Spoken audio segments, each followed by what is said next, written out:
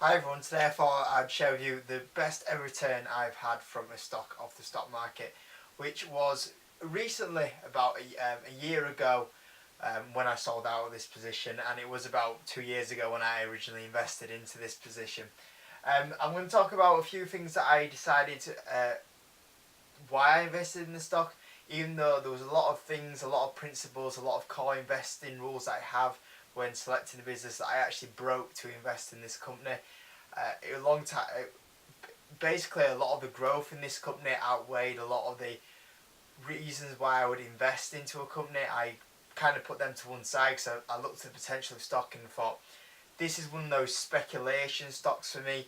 It was a lot safer than something that was really risky, but it was still slightly risky because it wasn't a company that were making money at the time when I invested into this company. But they actually do make money now. As we're recording this video, when I was investing in the stock, they weren't making money. They had a negative earnings per share.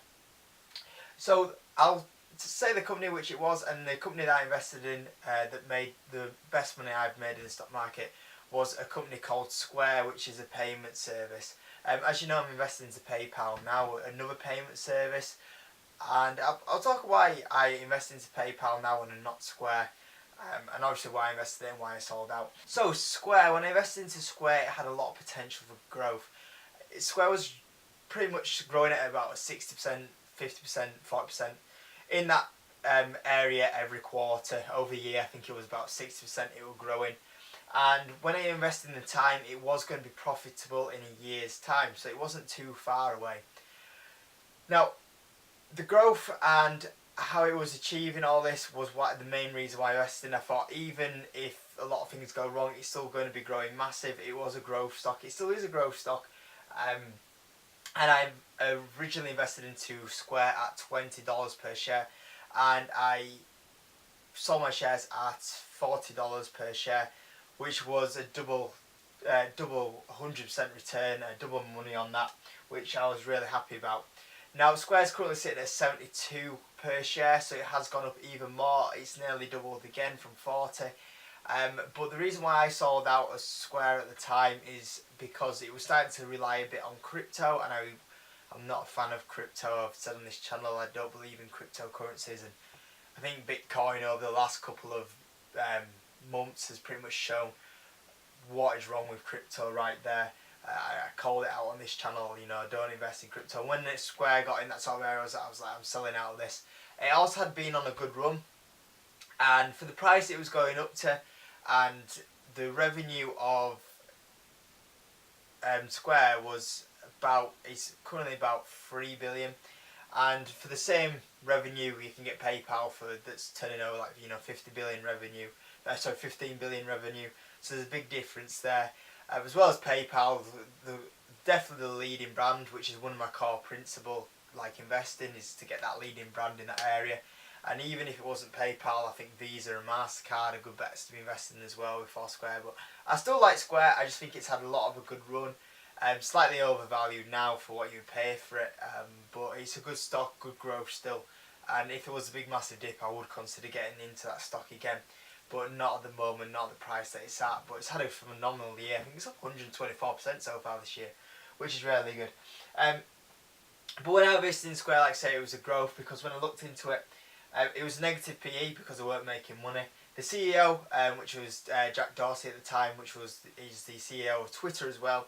And at the time, Twitter was getting a lot of negative media attention, saying that everything's going wrong there. And people say that is he going to run Square very same, a lot of a mess.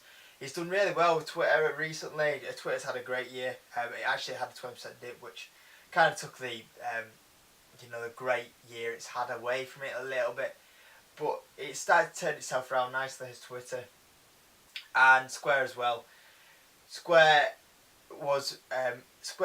at the time had a lot of questions about it because of the CEO, but he was running Square really well. He's still running Square really well. He has focused a lot of attention into Square, and as well, it's not the leading brand. Normally, I go for the number one brand, the leading brand in a sector when I'm investing in a company. And Square for sure wasn't the leading brand in there. It was a growing company, but I felt like it had a lot of potential to go into market, and that's the growth side of it. is why I got into it. So pretty much all of my investing rules I have when I'm going into a company, I broke for this stock just because of the growth potential, and I was a growth investor into that stock. There's not a lot of times where I'm a growth investor, but I just saw the potential for this stock when it was at $20, how much this stock could grow. I had to go get that. There's not been a stock for a while. There is one company I'm tracking that has potential for a lot of growth, but there's not been a stock for a while where I've seen it like at a low price and gone, wow, this stock can grow. You know, Tesla is a growth company. Amazon, Netflix, but when you look at their share prices, you're playing a lot for them. For me, if I'm going to get into a growth company, it has to be a company like Square that is very low down on a price per share. In my opinion, stocks like them three are just too much of a high price for a share in a company. And so, like the price per share on Square is where I would want to get into a growth company. Down at that marker is, you know, my sort of area. So guys, I thought I'd just share that one with you, showing that sometimes I do break my investing techniques to get a good growth company if the offer is there. And I thought it was just an interesting one, just so you guys know what my best ever return on a stock is. Give the video a like, guys, subscribe, comment below any of the best growth returns or returns overall, stocks you've had for a long time you've got off a company which is your best, and I'll see you on the next video.